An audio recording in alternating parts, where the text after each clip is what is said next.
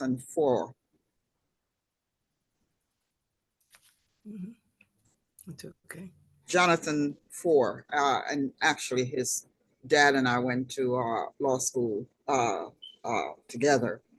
And he said is food is not rational. Food is culture, it's habit, it's craving, and it's identity. Another blogger who I follow a bit, I had another way of putting it. She said food encodes culture.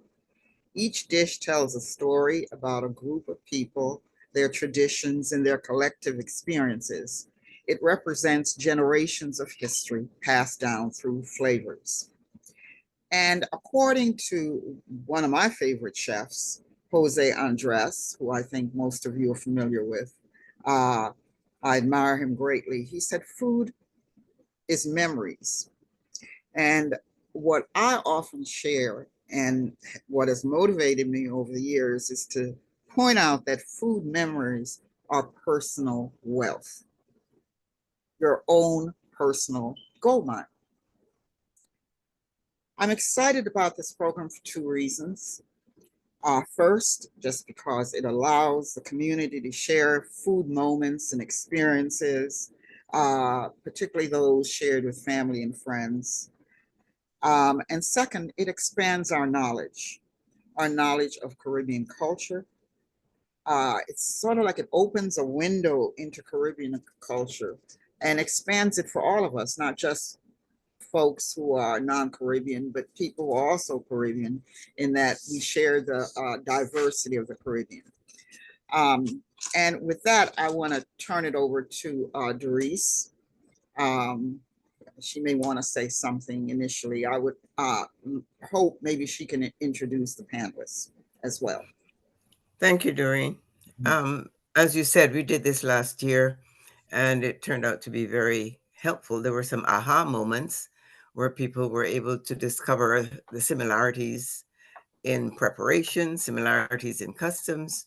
And we thought it was a good idea, because of Doreen's interest in food, to bring this again for Caribbean Heritage Month, especially since we also recognized Caribbean Restaurant Week this year in June, to try to bring to the forefront and to bring to the community an awareness of some of the smaller Caribbean restaurants as well as the larger Caribbean restaurants, and the wonderful eclectic menu that the Caribbean produces for our community in the DMV.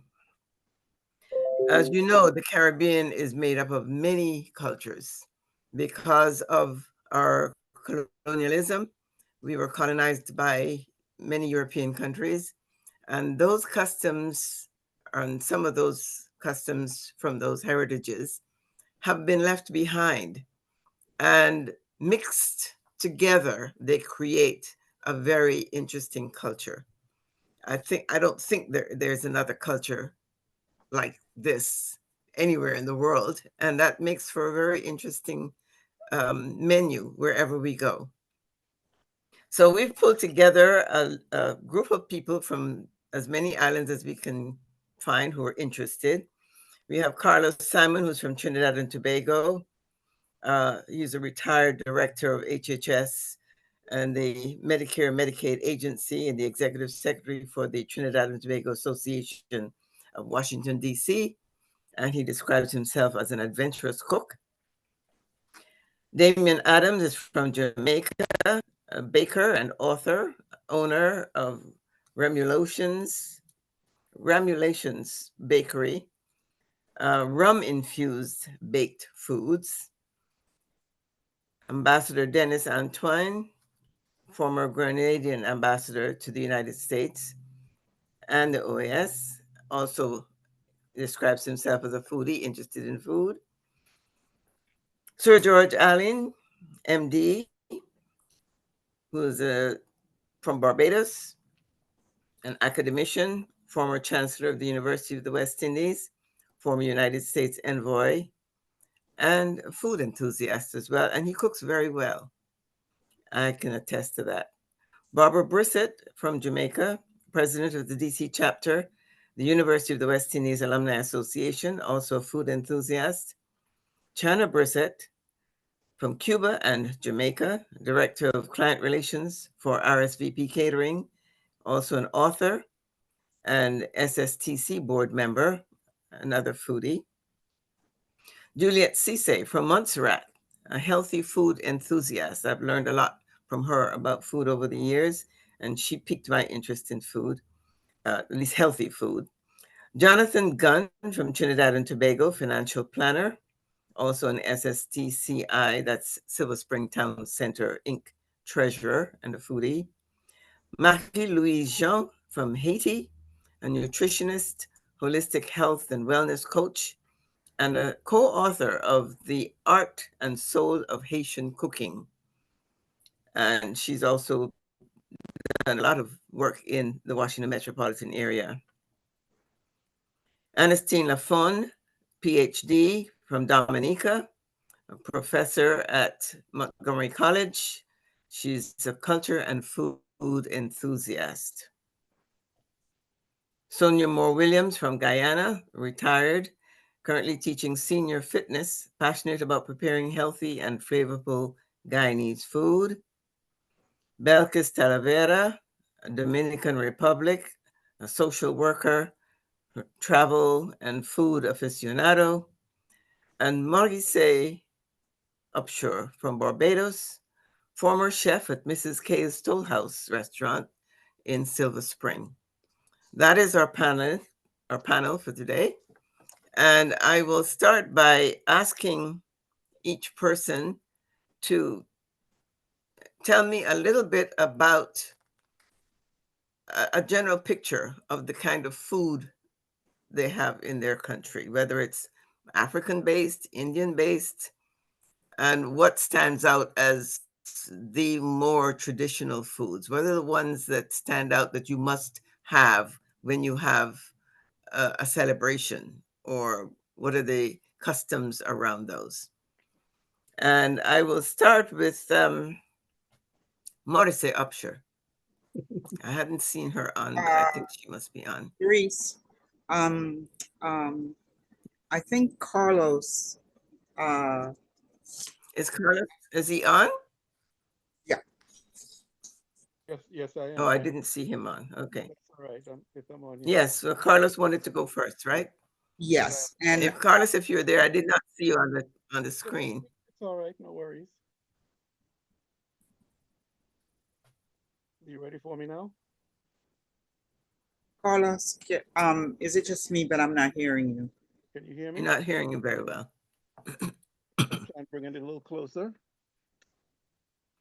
Is that better? Is the volume on your computer all the way up? It's turned all the way up, yes. Okay, well, maybe you need to just get a little closer because we're not hearing you very clearly. It's very faint. Is this any better? A little bit better. I mean, if it's better enough that you can hear what I'm saying. Does he have a? Is there anyone else? I'm still not hearing you that well, but that could be me. Is everybody else hearing Carlos? No, I can't hear very well either. Do you have earpieces? Maybe sometimes you turn it on and you talk it through it? No. No. Okay. I'm talking through the speaker microphone on the Oh, computer. okay. We could start with somebody else, and I can go into my control panel and see if there's anything I can do there to increase the volume. But I do have the volume turned up. Okay. I have no issues in hearing him at all. You're hearing him? Yes. Yeah, so am I. Okay, so maybe it's just me. I'm not hearing. I hear I'm him not hearing faintly. him. I'm not hearing Okay, him. but Boy. I'm not hearing him very clearly either. Let me make a suggestion then. Start with someone else, and I will go into my control panel and see if I can make some adjustments. Or you can try your cell phone Okay. too. Maybe if you connect it through your cell phone. Sure, okay, I can do that. Okay. In hopefully, the meantime, I will go back then to Marcia Upshur. Yeah, hopefully I- it won't give feedback through if I'm connected two ways. You can turn off the computer sound.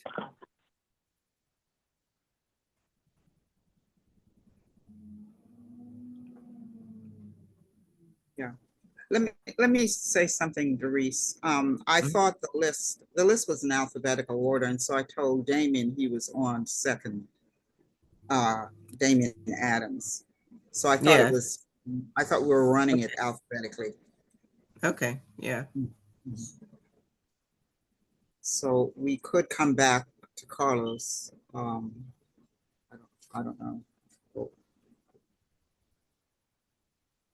Okay, let's go on to Damien then. Oh, he's back. Good evening. It's Carlos. Can you hear me? Hi, Damien. How are Yes. you?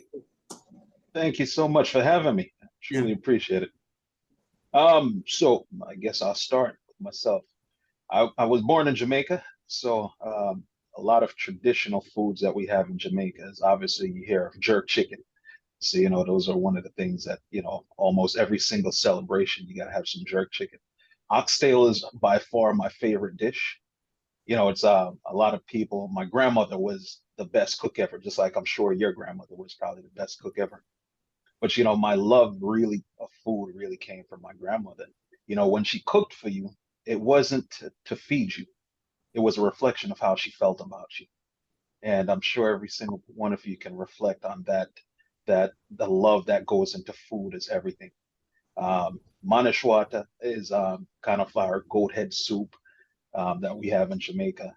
The rice and peas, the ackee and sawfish, that is our national dish, is always something that you have to have for every celebration, especially for Christmas time and everything else. To where we just join together. And it's just one of those things that the spirit and love that comes in the food that we have and the flavors and the spices continuously, just put a smile on your face, have your hard dough bread, your dumpling, and everything else, so food has been a part of my life and, some of the happier moments, so when I decided to start the business, as far as the baking piece of it, of course, cooking is actually my first love.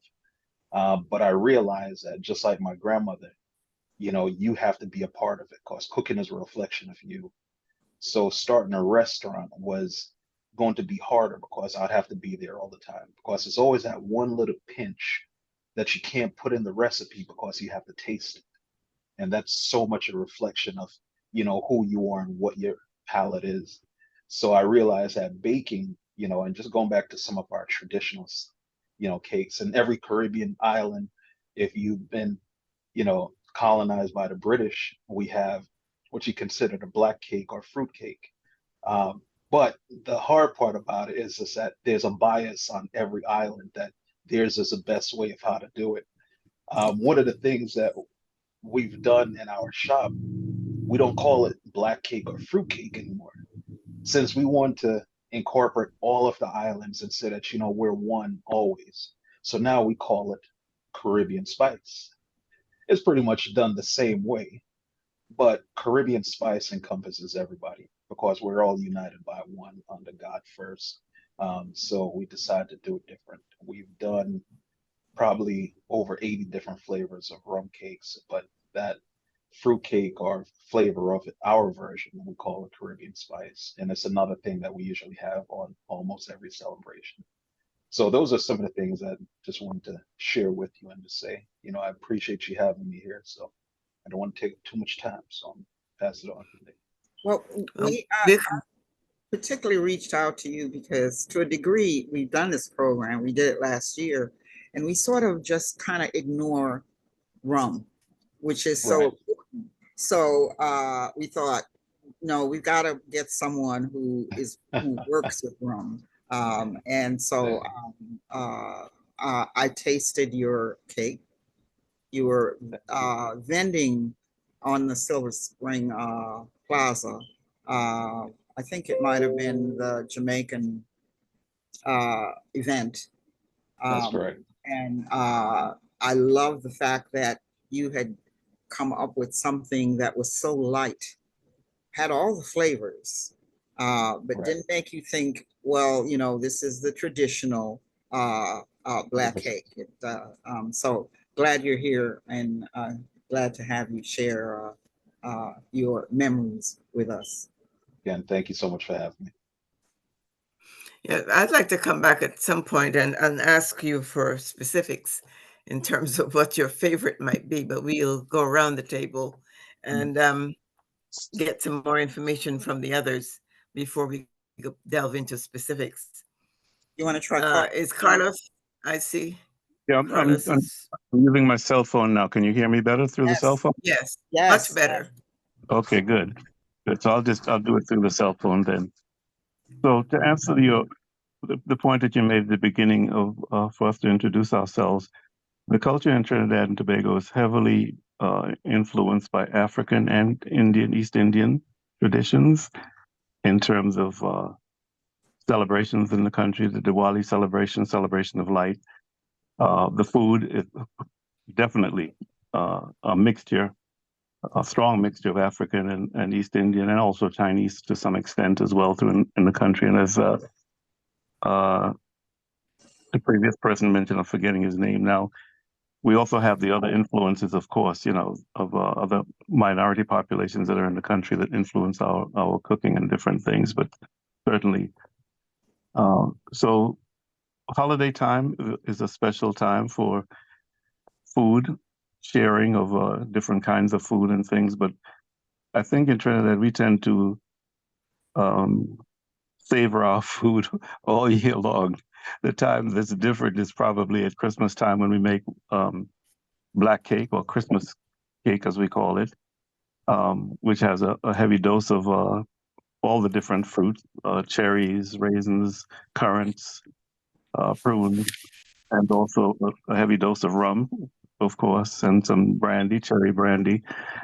I continue to make that myself at Christmas time for my family as well. So some of the things that are favorites that are common in Trinidad is pilau, which is rice made with chicken and a bunch of other seasonings and things in it that we have. Macaroni pie, a very, very popular one in Trinidad, which is basically a macaroni with a lot of mozzarella and extra sharp cheddar cheese, butter, evaporated milk, and some other things. Then it's baked. Doubles, which is, how do you describe doubles? Like two flatbreads with Chickpeas. I'm trying to remember the word that you guys would you all Caribbean? I don't know if it's struggle. Chana or chickpeas. To a crowd here, you all would know what I'm talking about. Yeah, with chickpeas, curry chickpeas specifically. Roti, of course, of which we have a number of different kinds. We have dal puri, which has split peas and garlic, and cilantro in the bread. Dusty roti, which is a plain roti, bus up shut, and given that name because on the tawa, which the bread is made on, toward the end of it, it's beaten with wooden spoons actually, and that's where it gets the name bus up shut from. So you're actually getting the roti beaten up from a wooden spoon, and then put in a container with the goat or chicken or whatever you chose to have with it, as opposed to the roti that is that has the curry potato and chana and goat or chicken or whatever inside it, and it's rolled up something like a trying to think of something that. But do you all know what everybody I think probably knows what roti is anyway, so I don't need to describe that. Okay, we'll leave it at that. I mentioned black cake already. Of course, that's a very popular throughout the year, but predominantly at Christmas time and the holidays. Crab and callaloo, which is basically callaloo from dasheen leaves that are cooked, boiled, and you put crab in there with it and other seasonings and things, and it's delicious. On the vegetables, some of the more common ones that we eat are yam, potatoes, green bananas, and plantains. We also make something that we call buljol, which is basically salted cod that's boiled to get the salt out of it. And then you mix it with onions and tomatoes and put olive oil in there and pepper. Of course, we put pepper in everything. And that's our buljo. Then you have a bacon shark, which is a bake, a freshly made bake, as we call it back home. And then it's cooked shark meat is put in it, and then you have a number of different seasonings and things that you can put on it, in addition to the common things like lettuce and tomato and things like that. Very popular. Snacks, and I'm not listing everything. I've kind of limited the list for both the food and the snacks just to give a flavor. We have something that we call kurma, which is a street food, and it's basically a kneaded dough that's then rolled into a pinky size. No, anyone who logs in goes into the waiting room first and we let them in. Right. Lisa, Lisa, you need to close your mic. I have something on my nose. No. There's a bug. Yanni and Lisa, close your mic, please. We're Thank good now? you. Okay. Yes. Yeah. Some of the snack foods are things like kurma, which is a kneaded dough, and then it's kneaded into thin strips, like if you were making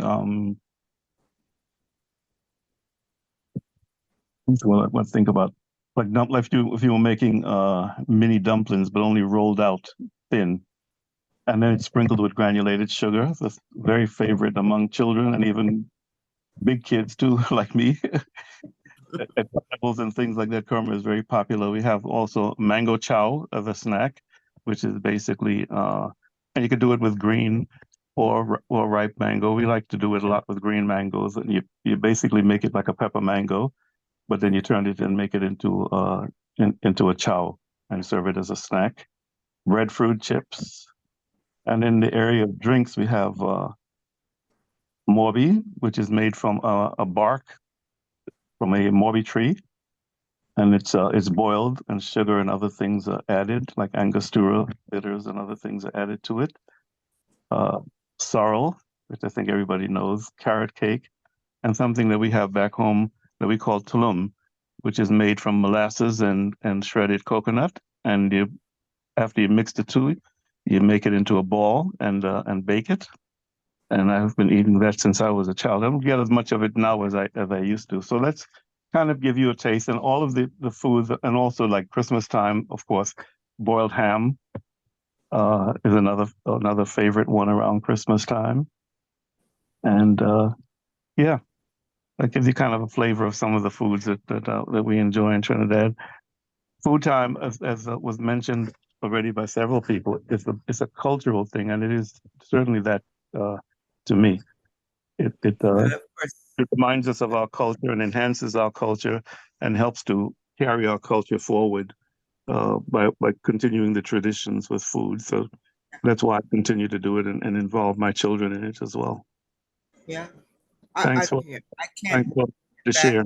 Yeah, Carlos, I can't wait to get back to, after we go to the next panelist, to get back to ask why you described yourself as an adventurous cook.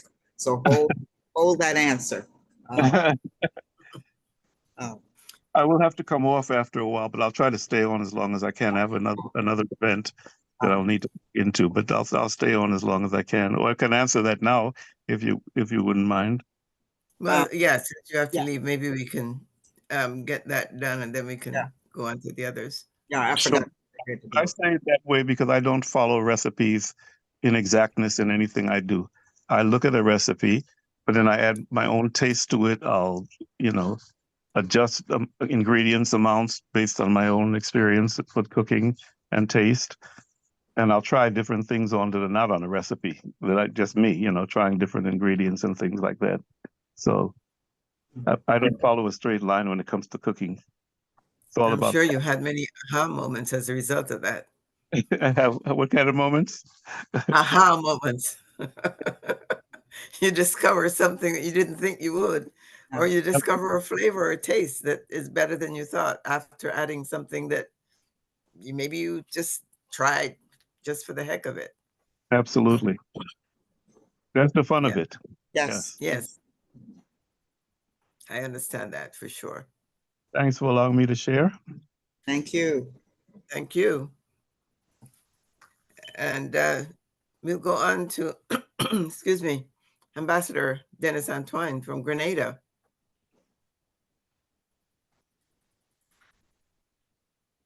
Greetings again, everyone. And to the distinguished panelists, if I begin to mumble, my mouth starts watering as I listen. So just don't mind that. But like our accents and our ancestral past, there is a kind of harmonious difference in the way Caribbean foods are seasoned, prepared, served, and tasted. And the interesting thing is how the dishes are called as you were listening. And our food tells a lot about which of the heritage is dominating and how we are as a people. So it's always a treat to eat in Grenada. Now, Grenadian cuisine is influenced by West African, British, French, Asian, and of course, the diversity of the Caribbean civilization that we talk about. So, because Grenada is known as the Spice Isle, the Isle of Spice, where everything is nice. Now, Grenada is a world producer of nutmeg and many other spices. I'm going to share some of the traditional foods in Grenada include our national dish, the oil dam. Now, what is oil dam? Grenada's national dish is a one pot. It's a meal. It's made up with salted meat, kalaloo, and other vegetables steamed in coconut milk. And its yellowish color comes out from the turmeric and the curry. And all that is added. Now, aldang is a meal that locals love to cook on the beach, accompanied by that rum punch. It's even better if a fete with an open fire heating the pot is taking place. One of the main ingredients in this aldang is breadfruit. And this dish with breadfruit has a historic, origin. You would call it was brought from the South Pacific to Grenada. And the HMS Bounty, and all of us would remember Mutiny on the Bounty. That is when the breadfruit came to the Caribbean, to Grenada. Now, aldang is enjoyed also with a refreshing glass of lime juice. That's for non-drinkers. And that lime juice is, I'm sure all Caribbean people is aware of that. Is that lime juice that we call lemonade? You could call it lemonade, but it's made of lime. It's lime and lemon, but yes, similar to that, lemonade. So I am beginning to salivate for this aldang. So let me go on to another very special dish. We call it saltfish sauce. And I heard it described just now. This saltfish sauce with fried eggs is a traditional Grenadian breakfast, usually served with that cocoa tea. When you get that saltfish sauce with fried eggs and cocoa tea, that's why tourism is so strong in Grenada. You must go back to get it. It is serious food. And our soups, pigeon peas soup, crab and kalaloo as mentioned, kalaloo soup, pumpkin soup. And then remember Sundays. On Sundays, you have rice and peas with curried chicken, curry pork or goat. And then you have that stew beef and macaroni pie. But always remember, there are side dishes to these things. You get a nice little green salad to the side, and you get some of the peas. But we never are not serving doubles and roti, just like they do in Trinidad, because we have a strong Indian culture, as I mentioned, in Grenada. But among the big events of food in Grenada is our seafood. Grenada, be prepared to enjoy fresh, wild-caught seafood in Grenada, such as spicy lobster, which is a delicacy on the island, with conch, what we call lambi. Now, conch is that big shellfish. You call it conch, some call it lambi, and there are other names that it's called. And there is octopus and other fish, fresh fish like snapper and marlin, and that fried jacks again with bakes. It is so appealing that it's part of the Grenadian diet. Now, for example, this month in Grenada, this month there is a huge celebration, and it's called 29th June. It is celebrated Fisherman's Day in the fishing tongue in Guave. And believe you me, the street food is abound with fried fish and barbecue. And I am hoping I could be in Grenada for Fisherman's birthday in Guave. And of course, pilau. Pilau, again, is that one-pot meal enjoyed across the island. And it's so appetizing. And you know, they caramelize the brown sugar, and you add the chicken and the rice and some coconut milk, and you cook that thing down. Ooh. So Grenadians love their meat, with a plate full of steamed rice. Side dish include, as I mentioned, beans, steamed vegetables, steamed ground provision, and a salad. Again, there are other festivals, food festivals. We call it Saraka or Salaka. And that is a traditional festival celebrated in Grenada. Grenada has 3 islands, Grenada, Carriacou, and Petit Martinique. On Petit Martinique, it's celebrated with music, a string band, music, and fetting in the streets. Now, Saraka is incorporated with a music festival and a maroon type festival. And so every meal in Grenada is like a celebration. There is something about our eating. It is not about sustenance, you know. It is not only about sustenance. It is about coming together.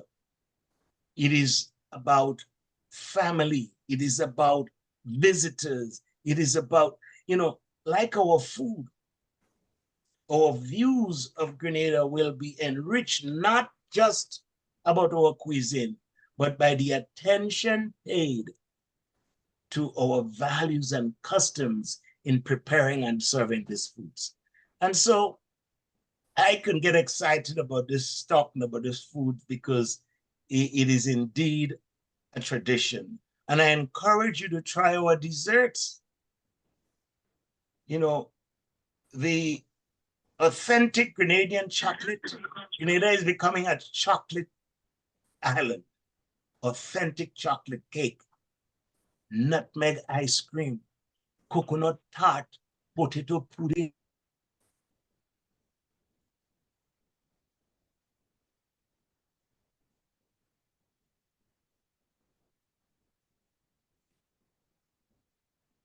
He's muted. Oh, I have been? Have I been? Only for a short while. A Oh my short God. while, like seconds. Ah, very nice, very good. Thank you very much. I would stop right here then. That was a wonderful trip. Thank you. Thank you, thank you. But I would encourage anyone thinking about Grenada to think about our cuckoo and our lambi and our, food throughout Grenada is a celebration. And there are official tourism sites you can hit on. And you can look at the rum tours. You can look at the foodie hotel tours. There are some 6, luxury hotels in Grenada where the food is abound. And if you really want to eat Caribbean food, go Grenada. And of course, there's always a debate across the Caribbean as to who's offering the best. And so I'm sure we'll hear most of that. Chana Brissett says she's ready to go to Grenada right now. And Ernestine said this should be live so that we can taste it. Yes, so indeed. maybe we're all ambassadors for tourism across the Caribbean.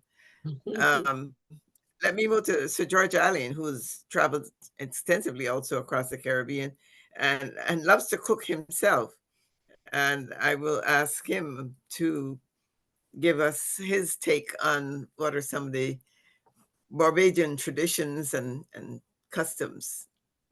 Okay, thank you very much, Derrice, and congratulations on the program itself.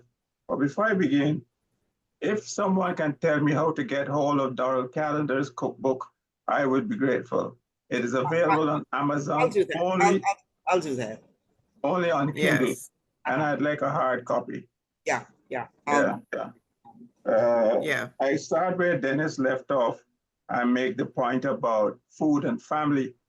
Because when I grew up, there was a tradition that the family that ate together stayed together. So food was very much a part of the family tradition.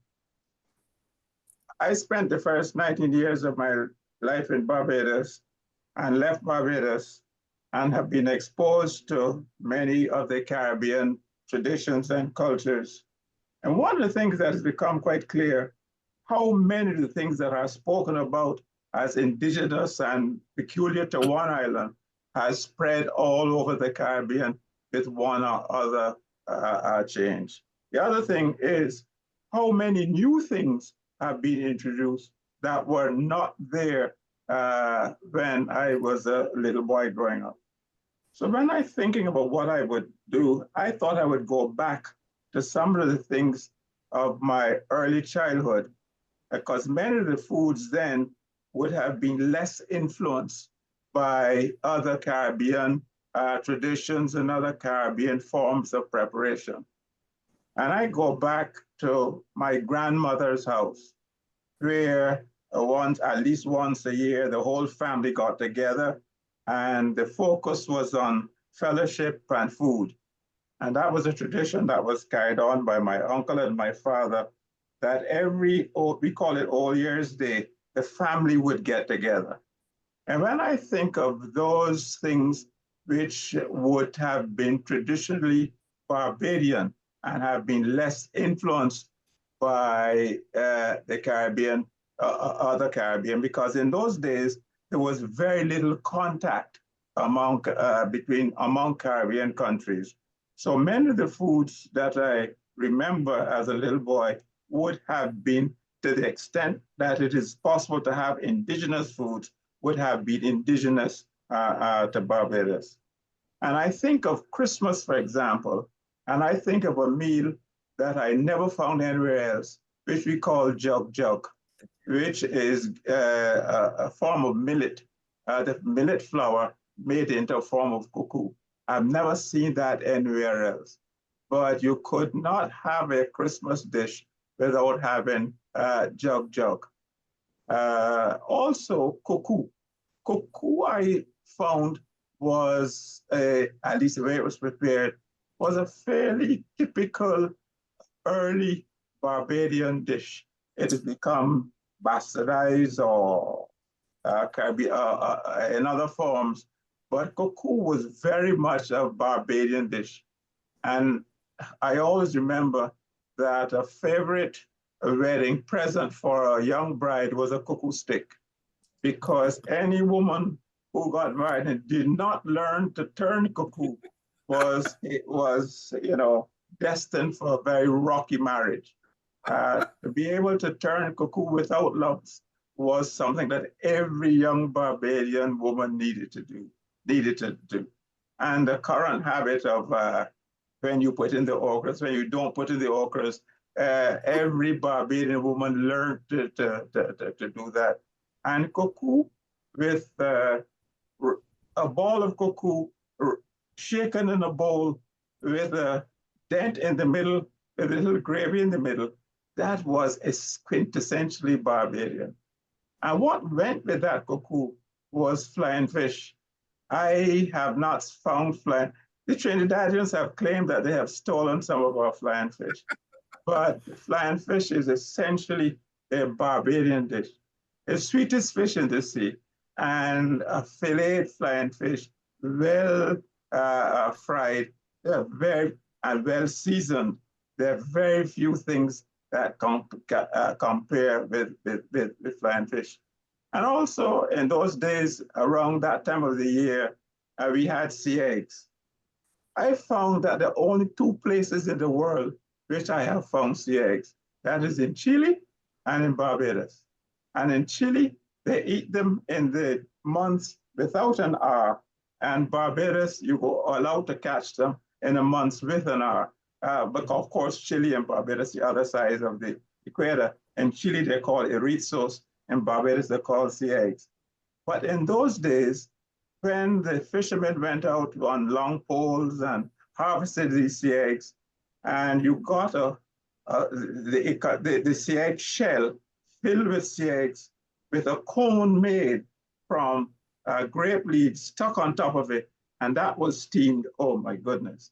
But nowadays, you have a Tupperware container and you buy CAAGs from all kinds of fantastic prices.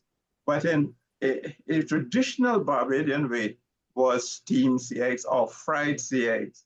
And as far as I knew, they were not found in any other part of the Caribbean.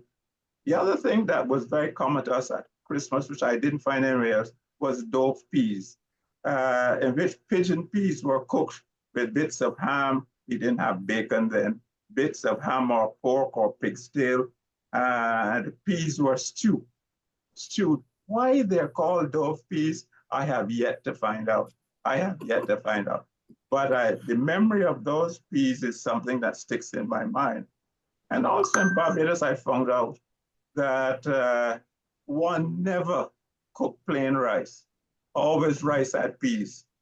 My wife is part Chinese, and the Chinese like white rice, and this is how traditions get crossed, But in Barbados, always you had rice in the peas. The other thing that I remember from those early days was cassava and its various forms. Many a day I have spent grating cassava down to your fingernails and wringing the cassava out in a tub and having to learn which was bitter cassava and which was edible cassava. And if you made a mistake and you threw the water out and the pigs or goat drank that cassava, they keeled over and died because one form of cassava had cyanide and the other one didn't. As a little boy, you quickly learn which form of cassava had cyanide and which form did not. But cassava pone and cassava old hat, these are, I think, Barbadian dishes, which I have. Jamaica have their bami, which is made from cassava flour as well. But cassava pone, I have not found. I think the Guyanese are the only people that have something very similar to cassava pone.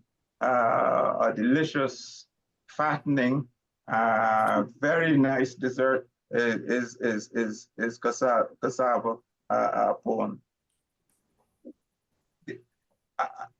These are the kinds of dishes that I remember that were representative of festival times in Barbados. But one of the things, as I go back and forth to Barbados now, I have found that there are many dishes that come from all over the Caribbean. You can get patty, Jamaican patties. What is now popular, macaroni pie, was never graced my grandmother's table. She didn't know what macaroni pie is, and now macaroni pie is apparently a staple Barbadian holiday dish. My grandmother never knew what macaroni pie was. I suppose in some ways it was because many of the things that my grandmother cooked and her peers cooked came from the land itself. The cassava came from the land, the sweet potatoes came from the land, the pigeon peas came from the land, the cornmeal. And as to buying cornmeal, no one ever bought cornmeal. You ground the cornmeal itself. You had an old mill, and as a little boy, you stood up in front of that mill and ground the cornmeal. And if it wasn't fine enough, God help you, because your grandmother made it quite clear when the cornmeal was fine enough to be turned into cuckoo. The corn was from the land itself. So most of those things came from the land itself. And of course, growing up in St. Philip near the sea, eggs and flying fish. And many of the days we remember, and those are the good old days when at about midnight, the truck would come around and sing all a penny, and you would take out a big wash pan and get it full of flying fish for 6 pence or a shilling. And then you spend the rest of the night gutting this flying fish, and my mother's standing over a fire frying this flying fish. So those are some of the things that I recall from, I mean, everybody had black cake. Ham is a tradition, but all over the Caribbean, there was a ham. All over the Caribbean, there was chicken. I don't remember those things as being typically Barbadian in the old days. And chicken, if you did have chicken, it was a bare neck chicken that you grew in the yard. And that chicken had to be cooked long because they were usually pretty tough, those bare neck fowls that grew in my grandmother's yard. And the chocolate had to be ground on a flat stone. You couldn't buy it anywhere else. And it had the fat floating on top. But those are I presume that must have been chocolate in every other part of the Caribbean, but I remember it being typically Barbadian in the early days. So I haven't spoken about, somebody spoke about recipes. I love to cook, and but I do believe that I follow recipes, and if I make adjustments to recipes, I record the adjustments I make because I can try to reproduce it next time. But this is just because of my scientific background, I suppose. I take these things quite literally. Follow the rules. Follow the pattern. Yes, things must be scientific. Well measured. Another time we can talk about more current Barbadian foods, like fish cakes, for example. Fish go by different names in different parts of the world. I was hoping you talk about fish cake or fritters. That's how we met. We were deep in a conversation about that. Mm-hmm. Is that out of Barbados, or is that something you picked up? From my mother. My mother had her own special recipe for fish cakes. Mm-hmm. And you took us back. Another time I'll tell you about that. Yeah. You took us back to some very vivid pictures. You reminded me of my mother. My mother spoke like the way you were talking, to tell the truth. She believed in things from the ground and from the earth. And I also feel that because Barbados was colonized only by the British, that might be part of the reason we did not have the influence in the early days from the other islands to the same extent.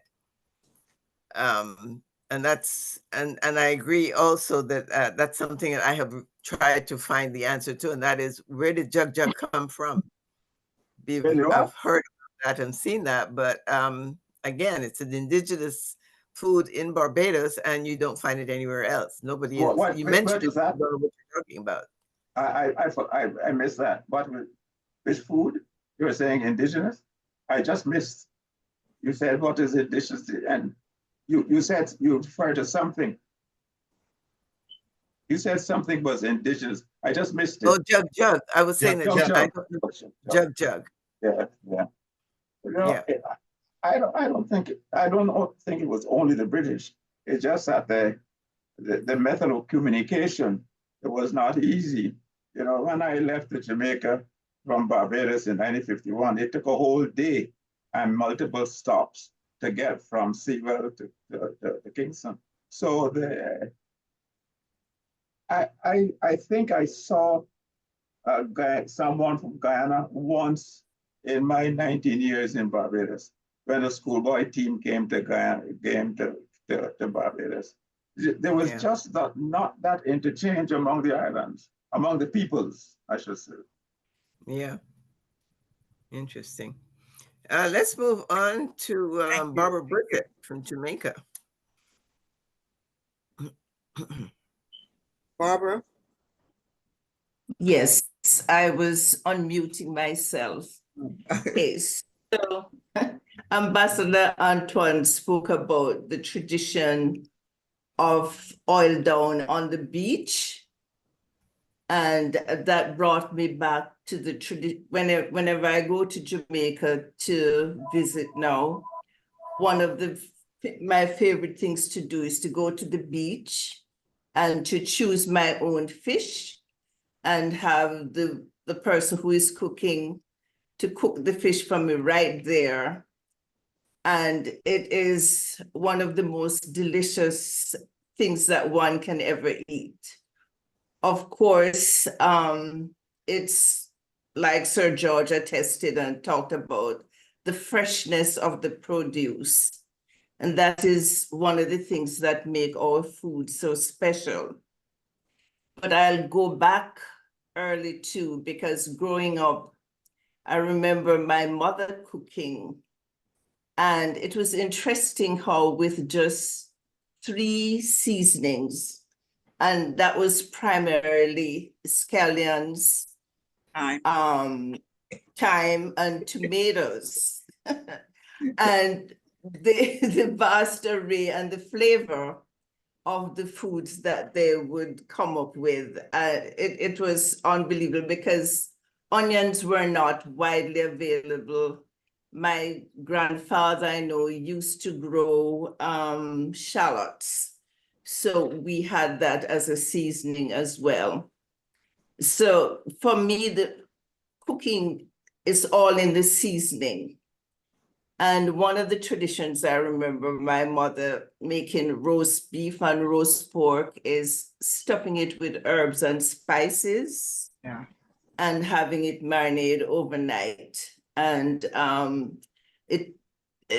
the final product is absolutely delicious. And Doreen made me aware that that's one of the traditions that happen in Maryland or the South. You can correct me there, Doreen. You're thinking of the stuffed ham? Is that what you're thinking? Yeah. Yes. That's a comparison. Yeah. And I might add, I went to Senegal, and their national dish is called chebujin. And you see that stuffing of the fish, that whole concept of putting these green seasonings and stuffing it in the slits of the fish. And yes, we throughout the Caribbean and certainly in Jamaica, the business with the meats that you make the slits and you stick the seasoning. Yeah, the seasoning inside, yes. Yeah. And I think to a large extent, our cooking was influenced by the tools of the trade. Because I know Sir George talked about the delicious cassava pone. But in Jamaica, we had potato pudding. And when I was growing up, when there were no ovens and stuff in the country, in the rural areas, it was a question of using a coal pot. You mix, you grate the potato, you grate the coconut, and you mix up your spices, and you put it in a Dutch pot, and then you put it on the coal, and then you put coal on top with, of course, banana leaf on top of the pudding itself, and you cover it, and you put coal on top of that, and they used to call that hella bottom, hella top, and hallelujah in the middle. So, you know, and so from there, things developed where we were able to get stoves that you had proper ovens, you could bake your black cake, etc., etc. And over the years, we were influenced, of course, by the different ethnicities. I mean, Jamaica is out of many one people. So our food is quite diverse. And I think, who was it, Antoine? No, not Antoine. Damien spoke about, you know, the jerk chicken, curried goat, and I think curried goat and oxtails, these are common to a lot of the Caribbean islands. Traditionally, growing up then, of course, we shouldn't forget about the ice cream on a Sunday. And that was made with the ice cream where you crank the the ice cream machine.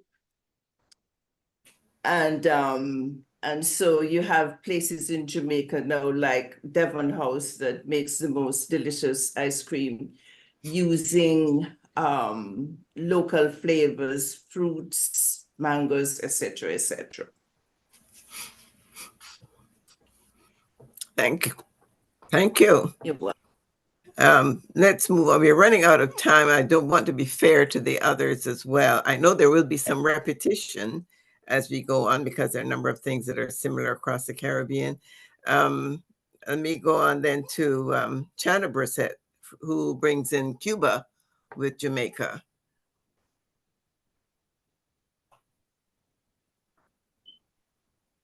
Is Chana there? No, I'm here. Sorry, I didn't know it was my turn right now. I'm ready. Okay, go ahead. I'm sorry I came in a little late, so I know some of the things have been repeated, but so even though I was, you know, I'm American born, my father is Jamaican and my grandfather born Jamaica and my grandmother Cuba. And I would definitely say, and they lived in New York, in Brooklyn, New York. And so my memories, my very fond memories growing up was going to my grandparents' home and, you know, and on Sundays, my grandmother would do a lot of cooking. And I definitely feel, though she had a Cuban background, I feel like she cooked more of the traditional Jamaican cuisine. And I don't know if that's because she spent so much time in Jamaica. But I do feel like I did get a mix of the culture. The one dish I know, just like all of the staples of the curry, I remember the rice and peas and all the gravy and the ackee and saltfish and the callaloo, all of that. But what I really remember is my exposure to beef tongue. I don't know if we've talked about that today, but as a little girl, you know, I was very scared when my grandmother would take me to the store and pick up this tongue.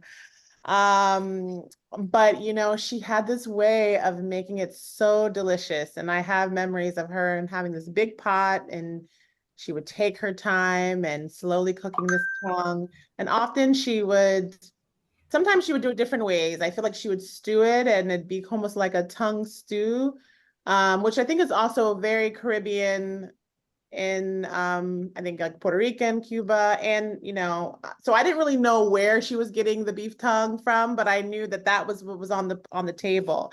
But sometimes she would make it too where it would be more dry, and she'd have it with mustard, and I would also love it. She cut them in small pieces. So I found that I think the mix of the culture was very interesting. I grew up with the arroz con polo, which my mom, who's African American, would also cook for me as a little girl. So my memories were just really, that tongue was my favorite. So I'm curious to know if anyone else has in the culture. I've learned so much about other Caribbean places, so it's really beautiful for me to hear all of you. Grenada, I'm definitely taking a trip just to eat all of your cuisine. But I just love the parallels and the mix of different Caribbean cultures. My husband is West African, so I also see the similarities of his cuisine with our Caribbean cuisine. So I remember the first time he came to this country, I served him Jamaican cuisine, and he felt like home, even though, there obviously are some differences, of course. But anyway, I just wanted to share that tidbit about when I think of my grandparents and I think of my childhood, I just think of Caribbean food. My father still, for the holidays, for Christmas, it's traditional Jamaican food, oxtail, goat. I eat everything from my culture. I am not shy.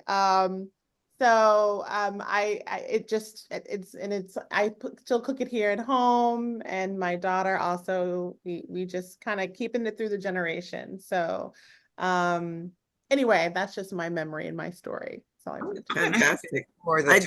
I can relate to the tongue. My mother. Yes? Oh, good. And I haven't cooked it. I think a lot of the organ meats we eat in the Caribbean, liver, tongue, and things like that. And I would also say brains. Oh, okay.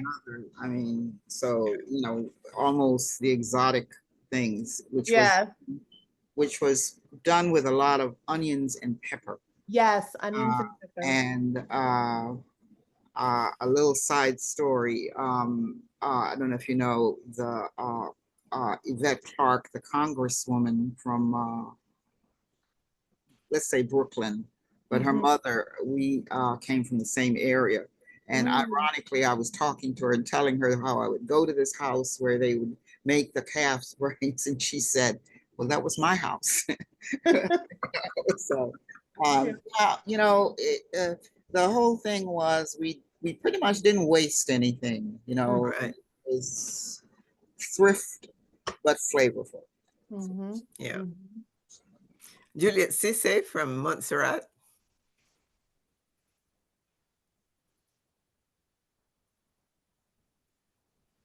I thought she was on earlier. Yeah, I saw her. She needs to unmute. Hi, my name is Juliet Cisse. Cisse is from Senegal, West Africa. I also lived in Africa. So I am really a combination of Caribbean, African, because I've worked and lived in Africa, as well as here in America and England. But tonight, since we don't have that much time, I'd like to talk about the Montserrat tradition of setting a jumbie table. So the question is, what is a jumbie table? Well, in Montserrat, we set a table the night before Christmas Eve. That's when all the killing of the animals take place, be it the pig, the goat, the cattle. And at that time, we get ready to honor the ancestors. So it's no longer a tradition in the Caribbean, but it actually comes from Africa, and it actually comes from India also. And this is when we take out the best linen, the best silver, best tablecloth, best of everything, and we set the table with preparations to honor the ancestor.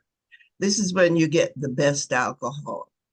And we got our alcohol from our neighboring country, Guadeloupe, because the French brought a lot of alcohol from France. And my grandfather was a modern day pirate who would go over, get the alcohol, come back to Montserrat, bury it in the fish pot. When no one is watching, then he'll bring it and bury it in the burial ground until it was time to take it around and get it ready for Christmas. Wow. Yes. So what is on that jumbie table?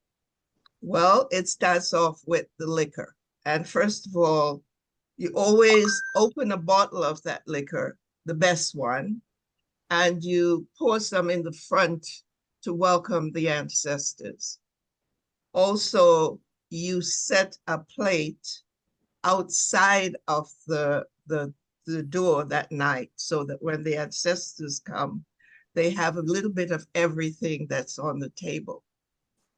On the table, we have pretty much what I've heard everybody talking about. We have the sorrel, we have the ginger beer, we have the roast pork, we have the Perkins punch, which is made locally. We have the ginger beer. We also prepare the Creole tea. And the Creole tea is what in Grenada you call the spice tea, which is the cocoa mixed with the cinnamon and nutmeg and all the other stuff. So we have that also. We have the ginger beer. As I said, we have ham. We have fried fish. And I didn't hear anybody mention black pudding. Black pudding is the skin of the small islands know about black pudding, where you stuff the pork skin with blood and other stuff. That's called black pudding. We also have souse, and of course the regular Johnny cake, which I think Jamaicans call it fried dumpling. We call it Johnny cake or baked. We have cassava bread, sweet potato pudding, coconut plate tart, black cake, and ground provisions, which would be breadfruit, green bananas, dasheen, and of course, pigeon peas. Jamaicans call it gunga peas, and rice. And our traditional food on the island is called goat water. And with the goat water, you usually serve it with a roll, but that's the first thing that you serve before you eat your main course. The goat water is really known on the island as an Irish stew because Montserrat's culture and tradition is very much influenced by the first settlers who were the Irish indentured slaves. Our national flag is influenced by the Irish, the lady and the harp. And we celebrate St. Patrick's for a week. And most of our villages on the island have Irish name, including the village where I was born, Kinsale, which is also located on the western side of Ireland, known for its port in the county of Cork. So I've gone from Africa to the Caribbean, to Ireland, to the British, and that's our culture. So I've had to learn how to integrate all of that. But that is our jumbie table. And to end, the following morning as children, we would go in to eat that jumbie food. We would also take it and serve it in the community the next day, which would be Christmas Eve, as we're waiting for Santa Claus to come who never showed up. And so that's how we honor the ancestors on the island of Montserrat. That's interesting because I haven't heard anybody else talk about the ancestors or those that came before and the connections there. So I guess Montserrat is probably one of the few who've really taken that very seriously and made a ritual, so to speak, out of that. That's that came out of West Africa, because when I lived in Africa, they also do the same thing there. where they take the time to honor the ancestors. But because of our British upbringing or European upbringing, as we know for our grandparents, anything that had to do with bringing stuff from Africa was not allowed. It was only what they told us that we can practice. So a lot of it went away by the time I grew up. My children are not a part of it anymore. And forget America, we just don't even acknowledge the elders, much less the ancestors. It's just not a part of the culture. Interesting. Oh, thank you. That's so interesting. Yeah, that is interesting. We go back to Trinidad again. I guess we have some repetition here from Jonathan Gunn. Is there anything specific that you can, or anything that was not mentioned before? Jonathan Gunn?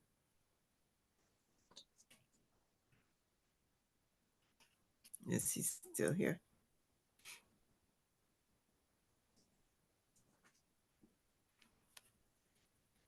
Don't think he's here. Is he gone?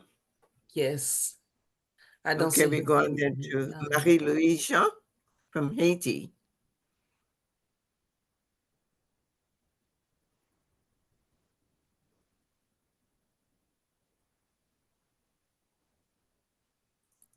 Is she You need to on? unmute if you're speaking, Marie-Louise.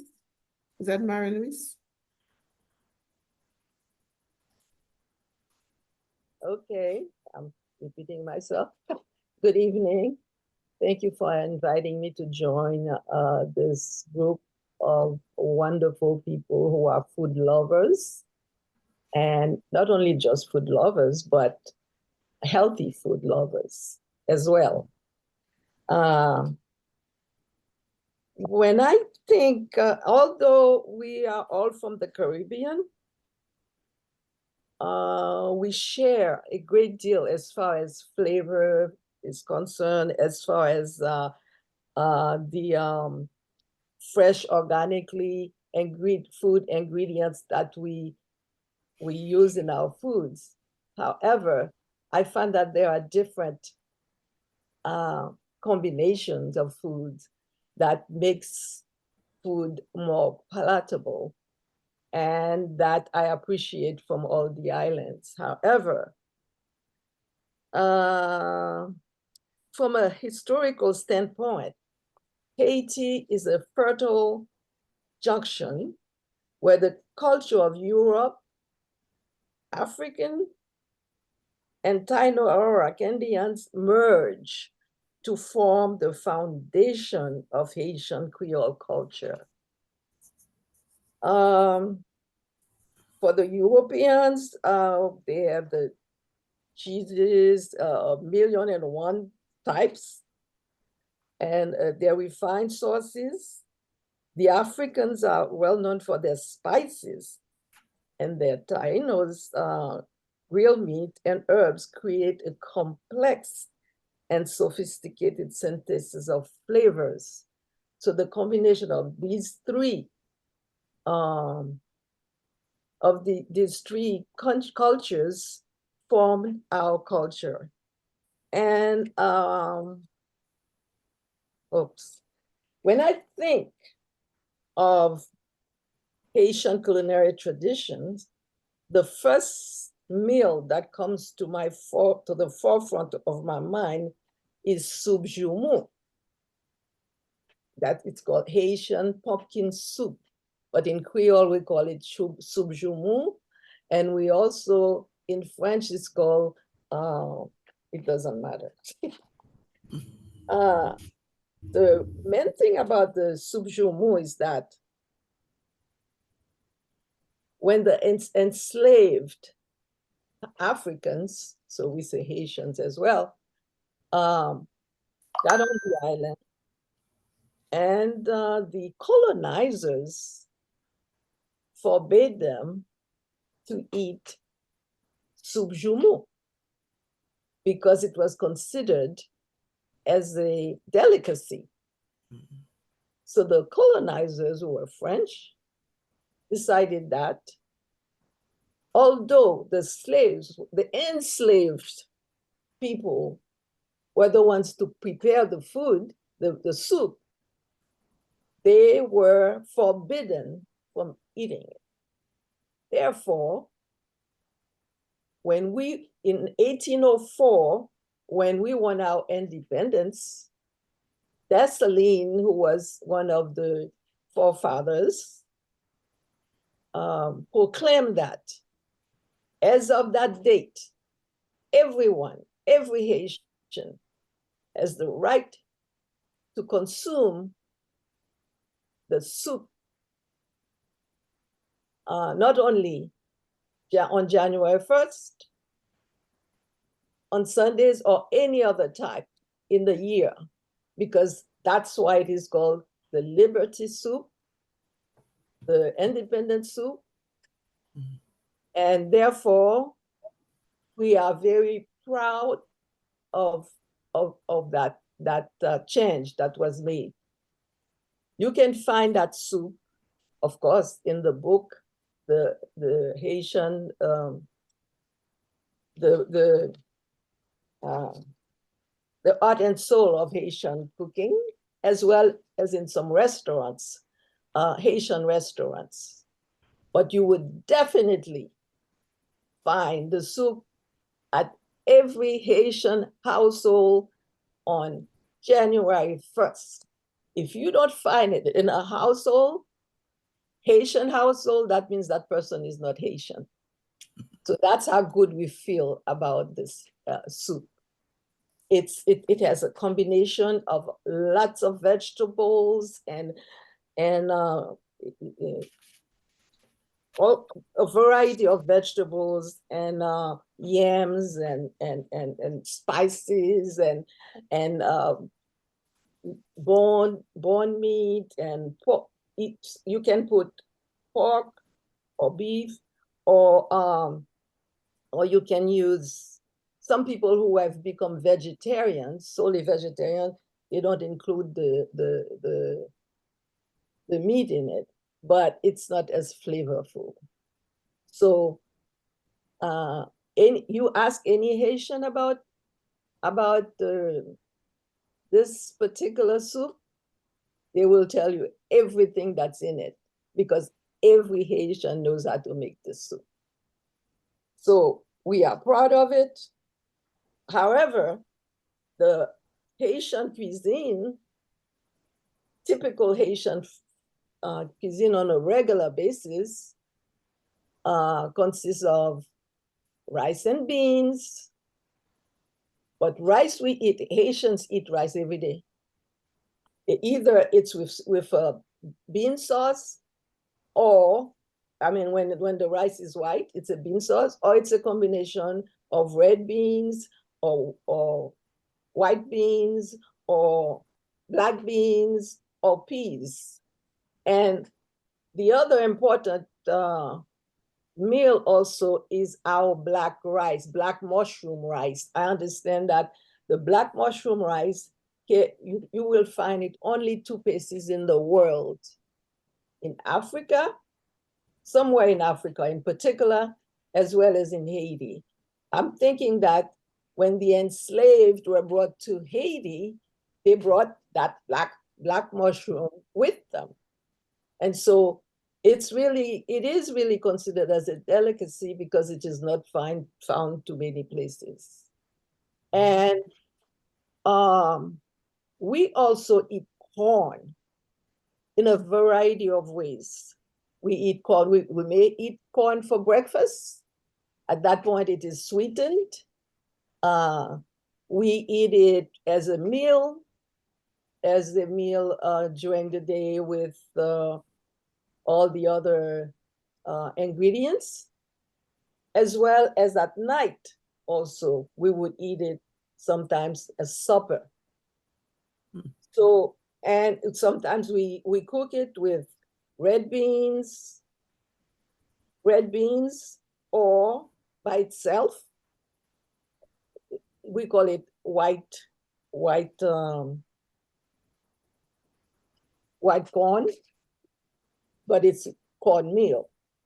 And sometimes we just eat it we cook it with the beans, but to make it tastier, we have to add avocado to it. Well, we always eat it with avocado. Another meal that we eat every day almost is plantain, full of potassium. Haitians, as far as health is concerned, I'm thinking that we are loaded with potassium because every meal consists of I wanted to. and we eat, sometimes we fry the plantain, sweet ones or unsweetened ones. Me, I prefer the unsweetened ones. I don't know, it's a matter of taste. That's the right one. Yeah, right. The other thing that we do in Haiti, we drink a lot of juices. Soursop juice,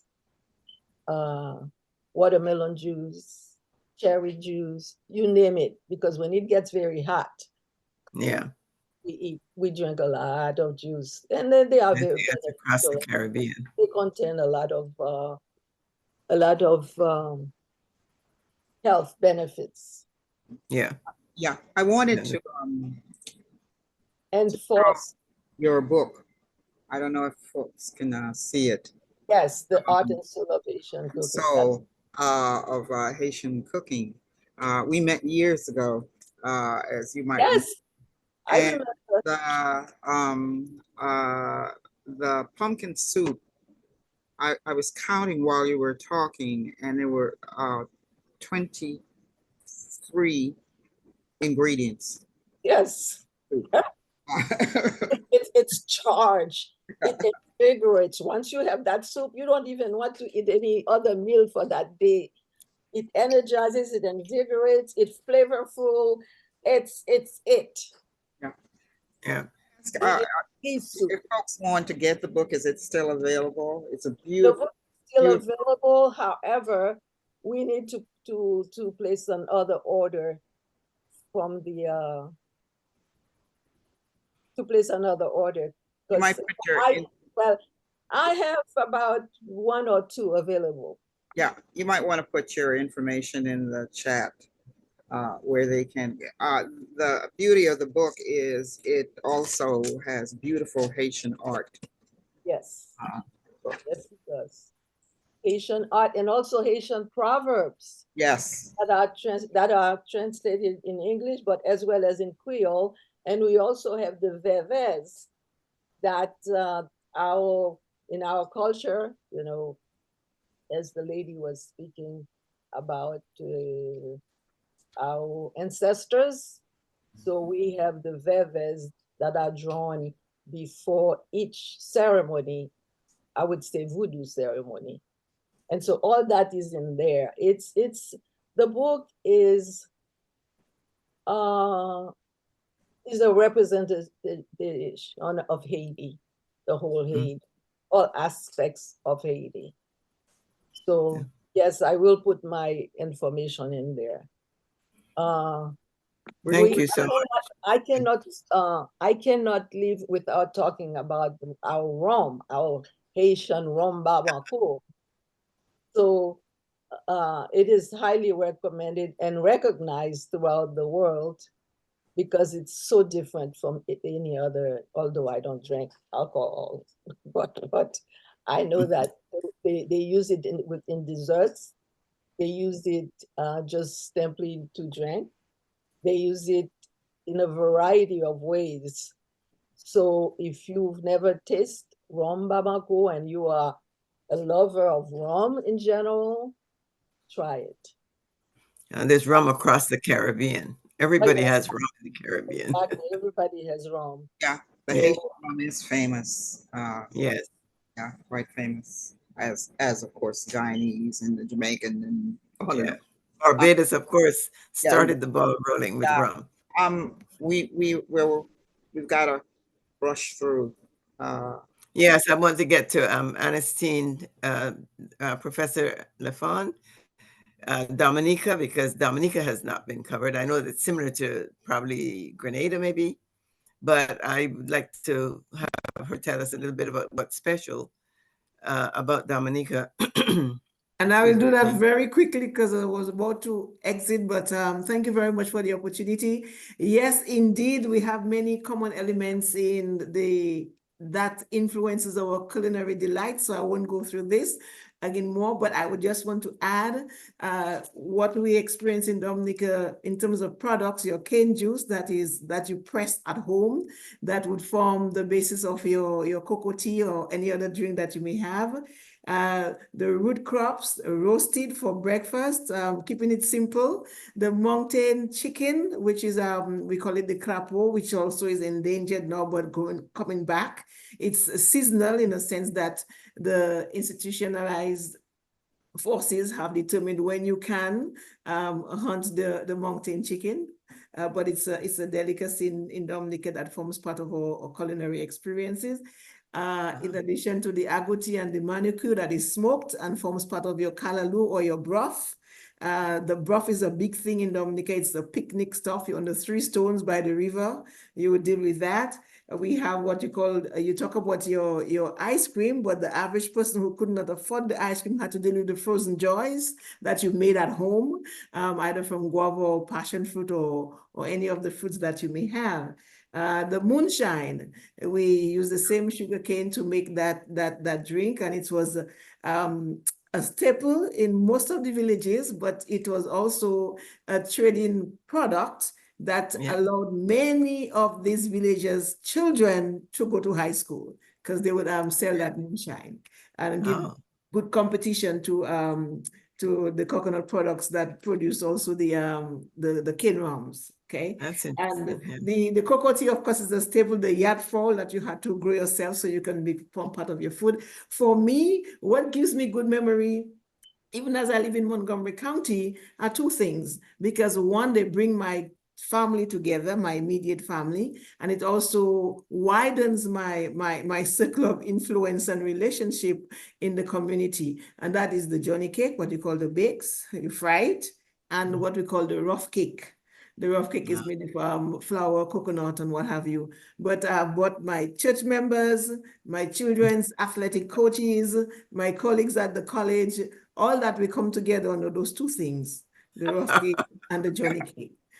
So I don't want to take up too much time because I have to move on. And for Dominica, right now, our national dish is the kalaloo. You can have the kalaloo with crabs, and most of my friends mentioned that, the tanya, the heart of the young leaves of the tanya and the dasheen. And if the crabs are not in season because you can't hunt them year round, then you would resort to smoked meats in the kalaloo, but that's Dominica's national dish. Thank you very much for the moment. And thank you so much. Is there anything you want to share with us about your mattress? Oh, the madras. This is just my form of trying to feel cultural. But because of the French influence and because we are right there between Martinique and Guadeloupe, and France and Britain fought for us, we thought we had gold, but we only had water. So the fabric is part of it's also European because you'll see some of the attire that way. So we have the douillette, we have the jupe, and it's becoming more and more of a big thing for Dominica because you actually now have to celebrate that at Independence time and otherwise. You said rough cake. The rough cake is that cake that you make with the flour, the butter, the everything, and a lot of coconut and a lot of it's one of the first things you learn to and make. It's not supposed to be fine. It's not the fine cake that you found in the plantation big houses. It was what the plantation work hands would make for themselves and their family. Is that like a bulla? Is that like the bulla cake? No. The buns. I think they call it a rock bun. It's like a bun, yes. So it's really coming out from the Scottish scone concept. A coconut cake. We prefer to hold on to the French influence, but maybe because and the Caribbean Indians who are indigenous to our homeland, they give us all of the fish, the matters from the sea, because that's what and the agouti and the manipu. Let's see if we can still get a little bit from Guyana. Guyana is a very interesting country with 6 different nationalities and all kinds of different foods. I don't know how fast Sonia can get through Yes, that. well, let me just go. Well, let me just generally say there's so much similarity in the entire Caribbean. The spices, the rituals, getting together, the family getting together, and it's a ritual. The point that who mentioned, is it Denise? Is it her name, Denise? I get the name right. Anyway, she was talking about health is wealth, and your food is your health, is your wealth. And all of that is so very true. There's, like I said, so much similarity. I mean, everything that everybody has mentioned, we have in Guyana. The only thing that may be different that I did not hear mentioned is pepper pot. But I'd like to share my screen just to show you very quickly some of the dishes in Guyana. Can I do that? Yeah, sure. I think we can get that. We can squeeze that in.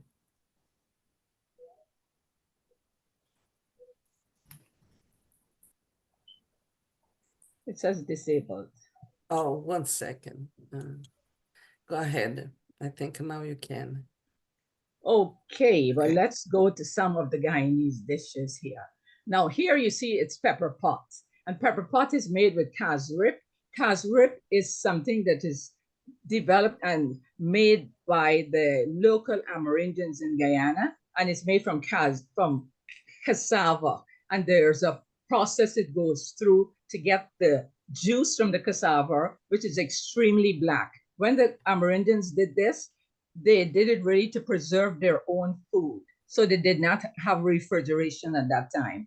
So everything was, all their meats were in this black sauce that preserved the food. And that carried through. And this is one of the most succulent dishes in Guyana. Pepper pot is served at Christmas. And everything looks black. You can make pepper pot with meat and cow heel. And for people who started getting a little bit more on the healthier side, they started making eggplant, pepper pot, and all these things that my sister and my family makes that I did not grow up with.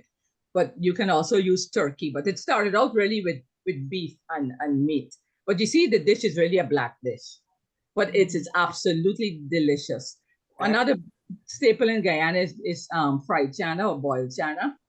And normally you used to find these sold in the schoolyard, and they'll put it in a paper, and they have it in the form of a cone shape, and they stuff it with chana. And as school kids, you'll go and buy 5 cents chana, and you'll get that, boiled chana, which is healthy, was a good snack, and that's what we can't see your screen yet. Yeah, your screen. You didn't see my screen?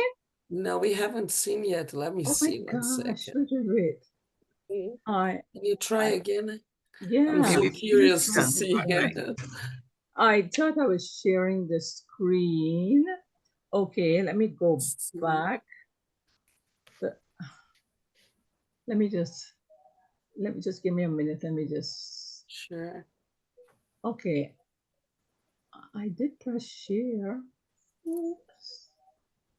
Let me just. Okay. Share screen. It might be a technical thing that all right. Are you seeing anything now? Okay, share. Oh, okay. Yeah, now there we are. Yes. More. Are you seeing? Yes. Okay, well, let me go to the dishes now. Okay, can you see the pepper pot? Yes. Okay, good. All right, so this is pepper pot. So everything looks black. Can you see it? Yes. Okay, good. So that's pepper pot, and it's made with meat. And this is another dish we use. This is fried chana. And then we have, let's go through. Oh, this is something that also we do. It's a kind of a Guyanese Chinese, but in Guyana, the influence was Indian, African, Chinese, Portuguese, Amerindian. And so this was brought down by the Chinese immigrants. And also in Guyana, all the different ethnic groups cook the same kind of food and put their own twist to it. So this is chow mein that you can make with meat, chicken, and vegetarian chow mein. So you do it all different ways. Then you have curry, which is, curry chicken, curry meat, curry. We were not special, we never did goat really.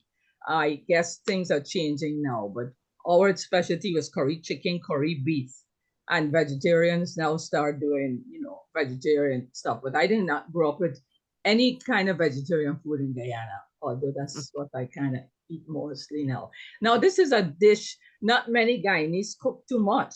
It's Chinese Guyanese. We call it funsi, and funsi is that thin glass glass type noodles, but you use the mung noodles, so it's healthy. You can either use rice noodles or mung noodles. So we use the mung noodles, and it's really a lot of Chinese. My grandmother was Chinese, so she used to cook this like every other day. So I grew up on food like this, and we call it funsi. And they used to put things like seaweed, and she'd put things called puchuk, all sorts of stuff in it. And so that is another Guyanese dish. And we have, this is brought down by the Portuguese in Guyana. This is garlic pork, where they soak in 3-4 days in brine and vinegar. And it's part of the pig. And this was a delicacy at Christmas. We're getting to that time. Okay, good. And then you have Koraila that we did. And then this is Koraila. Other places know it differently. And Metaji, that is provisions cooking coconut milk. And right, so these are some of our dishes. And Palauri, which is similar to all the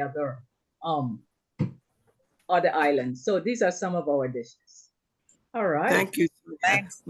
I wonder if we can get in 2 more. We may run over a little bit, but I'd want to be fair to everybody. Sure. If we can get in Dominican Republic, and I know Barbados might be a repetition, but I'd like to ask Morrissey also to tell us what is special to her. Is Belkis Talavera still there? Yeah, it's muted and. Okay. Can you hear me? Yes. Oh, okay. Here I am. Hello? Yes. What is special? Is there anything special that you can tell us about your food? Yeah. In the Dominican Republic? Oh, sure. The Dominican Republic is a wonderful place for, wonderful dishes. And our staple dish is rice and beans. And on top of that, we have sancocho, soñando. But I'm going to be talking about tonight about sweet beans. We call them habichuelas con dulces.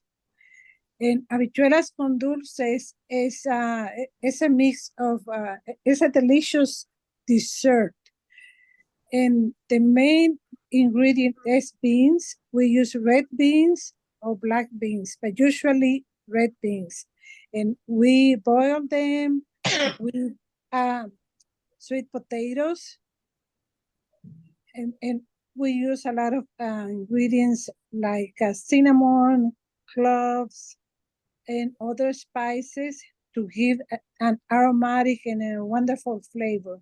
And on top of that, we add sugar, evaporated milk, regular milk, coconut milk, raisins, butter, and at the end of the dish, we add like a root ginger to give a little kick. It's a dish that we use at the beginning of Lent, and starting on Palm Sunday, we have it for dessert, and at the end also of the Holy Week, called Semana Santa, and we finish on Sunday, Easter Sunday. What else I can tell you? About the history of sweet beans, habichuelas con dulces. History tells us that probably the enslaved people started because beans is we have it in a huge quantity in the Dominican Republic. And also since they work in the sugar plant, in the plantations. So these were the things that they had ready available. and they didn't have to purchase them because they had it just around them. And that's part of the history. Also, they said that probably the Chinese brought it to the Dominican Republic, because we have a big Chinese community. Also, the history mentioned about the Turkish people that live in the Dominican Republic. So in other words, the Dominican Republic is like a melting pot of many nations. And we have our neighbor, Haiti, that also have influence back and forth, because they used to be one place before. Right. And the colonizers, decide that we were supposed to be two different countries. But anyways, very interesting dessert. You have to get used to it, but it's delicious. And once you taste it and you like it, you're gonna be hooked for life. Well, I'm going to look out for that. I have to try that. Yeah, I don't know about that one. I'm gonna have to check that out. I wasn't aware.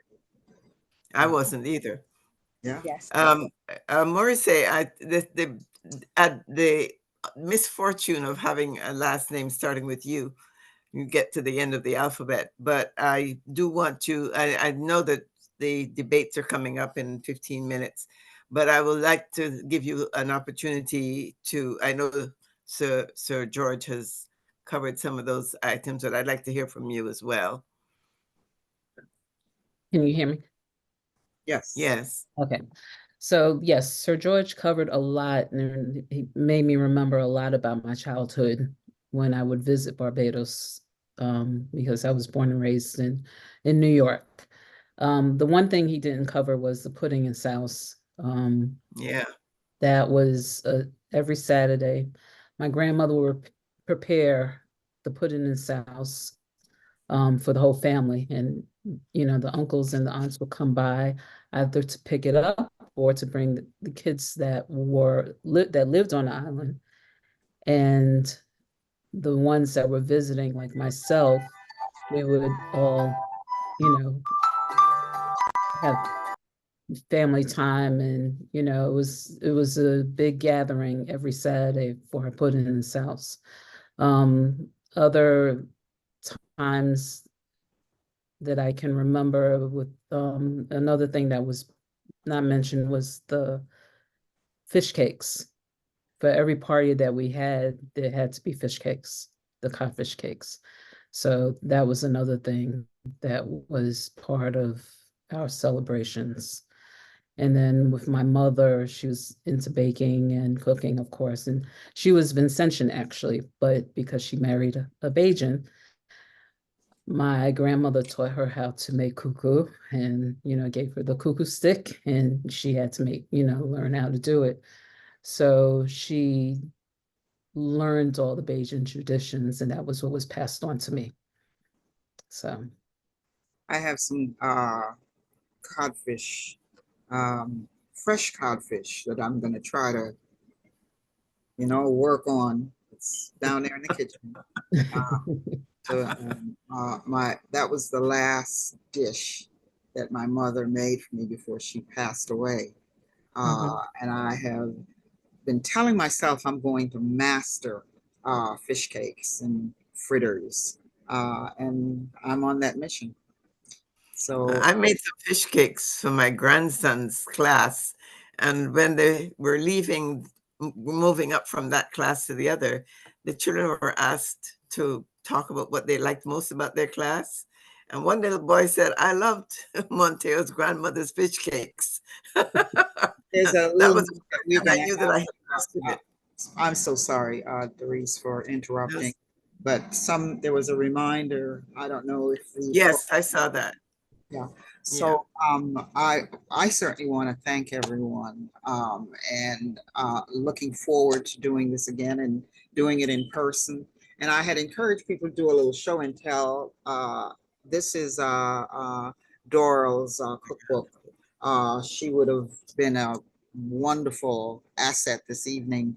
And the reason I'm saying this is because her book extensively, before she gives you the recipes, covers so much of the history of the influences on Caribbean food. So I'm going to follow up with Sir George. First of all, I probably have about 6 copies here, and try to get a copy to you. Thanks very much. Just tell me the price. I will. Thank you very much. Someone, are you finished? Well, No. I think it's frozen. called, someone was asking, it's called A Caribbean Mom's Table. For some reason, that shot, I'm not showing up when I'm talking, so I'm not sure if you can see it. Yes, we can see it, yes. Yeah. Yeah, oh, there we go. Yeah. Your calendar. It is only available in Kindle and from Amazon, but I like a hard copy. I didn't hear you. Yeah, I said it's only available on Kindle, not a hardcover. But I also have a copy. Okay. So I know everyone's rushing off to watch the debate. So Derrice, if you'd like to, I wanted to end with a little quote because for me it captures how I felt about my mother and her cooking. And it said, food is symbolic of love when words are inadequate. And this is what I heard this evening from so many of you, is the grandmothers and the mothers, and you know, how they made the food special. So thank you so very much. This is I always enjoy these presentations. Thank you so It much. was very interesting. Thank you for having us. Thank you all. Thank If we you. had the extra 10 minutes, we would have been able to extend it, at least give Yeah. everybody a little bit more time, but we thanks wanted to honor those who want to watch the debate. So thank you so much. Of course. I know Thank you, Angela everyone. Quayboy, Basil, and Elaine, Dr. Elaine. See, if I don't mention, I was scrolling through a bit. Yeah, thank you all for attending. Yes. Yes. Thank you so Okay. much. And hopefully we'll Take do this care. again next year. Yeah, okay. Good night. Have a good Have a good Good night, evening. everyone. Good night. Bye-bye. Good Bye-bye. night. Good night. Good night, everyone. Bye. Thank you. Night.